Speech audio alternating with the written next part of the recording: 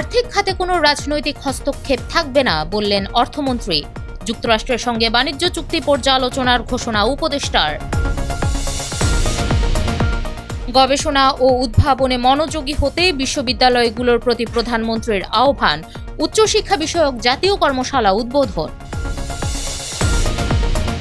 কাঁটাতারের বেড়া নিয়ে শুভেন্দুর বক্তব্যকে গুরুত্ব দিচ্ছেন না স্বরাষ্ট্রমন্ত্রী। পুশিন ঠেকাতে বিজেপিকে সতর্ক থাকার নির্দেশ। হাম ও উপসর্গে 24 ঘণ্টায় আরও 9 শিশুর মৃত্যু। সারা দেশে 95 মিলিয়ন ডোজ ভ্যাকসিন সরবরাহের পরিকল্পনা সরকারের। ফের হামলা হলে 90% ইউরেনিয়াম সমৃদ্ধকরণের হুমকি ইরানের। কিউবার আকাশে স্পাই বিমানের বিচরণ বাড়ল যুক্তরাষ্ট্র। স্বাগত জানাচ্ছি দ্য বিজনেস স্ট্যান্ডার্ডের নিয়মিত আয়োজন টিভিএস রাত 8টার সংবাদে। সঙ্গে আছি আমি বর্ণা দাস। দেখছিলেন সংবাদ শিরোনাম, এবার বিস্তারিত।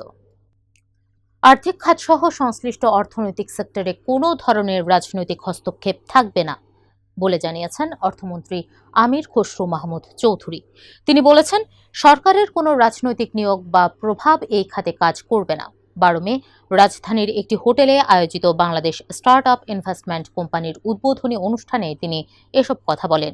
এদিকে যুক্তরাষ্ট্র বাংলাদেশ পারস্পরিক বাণিজ্য চুক্তি বাতিল নয়, পর্যালোচনার পক্ষে প্রধানমন্ত্রীর তথ্য ও সম্প্রচার উপদেষ্টা ডাক্তার জাহিদুর রহমান। তিনি বলেছেন, চুক্তির দ্বিতীয় সুযোগ অনুযায়ী পর্যালোচনা করে যুক্তরাষ্ট্রের সঙ্গে সমঝোতায় যেতে চায় সরকার।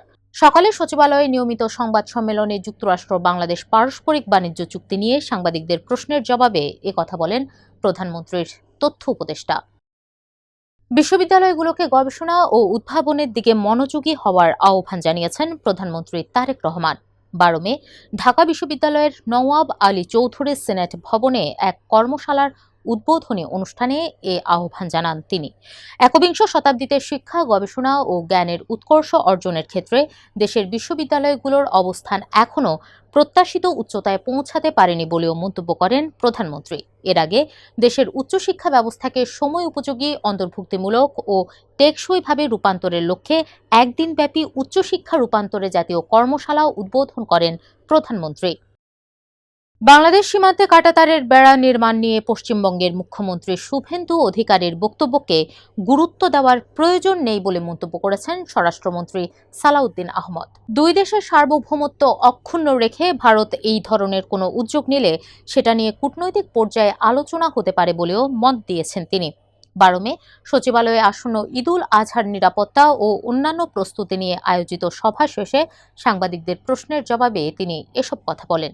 এ সময় পুশিন ঠেকাতে সীমান্তে বিজেপিকে সতর্ক থাকার নির্দেশ দেওয়া হয়েছে বলেও জানান সালাউদ্দিন আহমদ। 11 মে মন্ত্রিসভার প্রথম বৈঠকে পশ্চিমবঙ্গের মুখ্যমন্ত্রী শুভেন্দু অধিকারী বাংলাদেশের সঙ্গে আন্তর্জাতিক সীমান্তে কাঁটাতারের বেড়া নির্মাণের ঘোষণা দেন। জানান, বেড়া নির্মাণে বিএসএফকে 45 দিনের মধ্যে জমি বুঝিয়ে দেবে তার সরকার। দেশে গত 24 ঘণ্টায় হাম ও হামের উপসর্গ নিয়ে 9 শিশুর মৃত্যু হয়েছে। এর মধ্যে 3 জন নিশ্চিত হামে ও 6 জন উপসর্গ নিয়ে মারা গেছে। স্বাস্থ্য অধিদপ্তরের তথ্য অনুযায়ী এ নিয়ে নিশ্চিত হামে মৃত্যুর সংখ্যা দাঁড়িয়েছে 68 জনে, আর হামের উপসর্গ নিয়ে মারা গেছে 356 জন। এদিকে দেশে টিকাদান কার্যক্রম আরও জোরদার করতে বড় পরিসরে ভ্যাকসিন সংগ্রহের উদ্যোগ নিয়েছে সরকার। ইউনিসেফের মাধ্যমে 10টি ভিন্ন ধরনের 95 মিলিয়ন ডোজ ভ্যাকসিন সংগ্রহের পরিকল্পনা চূড়ান্ত হয়েছে। 12 মে তথ্য অধিদপ্তরের সম্মেলন কক্ষে আয়োজিত সাপ্তাহিক প্রেস ব্রিফিংয়ে সরকারের এই লক্ষ্যমাত্রার কথা জানান প্রধানমন্ত্রীর তথ্য ও সম্প্রচার উপদেষ্টা ডাক্তার জাহিদুর রহমান। ইরানের ভূখণ্ডে যদি যুক্তরাষ্ট্র ও ইসরায়েল আবারও হামলা চালায়, তবে তার পাল্টা জবাব হিসেবে ইউরেনিয়াম সমৃদ্ধকরণের মাত্রা 90% উন্নীত করার হুমকি দিয়েছে তেহরান। সামাজিক যোগাযোগ মাধ্যম এক্সে দেওয়া এক পোস্টে ইরানের সংসদীয় কমিশনের মুখপাত্র ইব্রাহিম রেজাই এই হুঁশিয়ারি দেন। এদিকে গত 3 মাসে কিউবার আকাশে যুক্তরাষ্ট্রের গুপ্তচর বা নজরদারি বিমানের বিচরণ উল্লেখযোগ্য হারে বেড়েছে। সিএনএন-এর এক প্রতিবেদনে এমন দাবি করা হয়েছে। জানুয়ারিতে ভেনেজুয়েলার প্রেসিডেন্ট নিকোলাস মাদুরোকে ক্ষমতাচ্যুত করার অভিযানের আগেও ঠিক একইভাবে দেশটির আকাশে মার্কিন গোয়েন্দা বিমানের আনাগোনা বেড়েছিল। এমন প্রেক্ষাপটে আশঙ্কা করা হচ্ছে যে কোনো সময় কিউবায় সামরিক অভিযান চালাতে পারে ট্রাম্প প্রশাসন।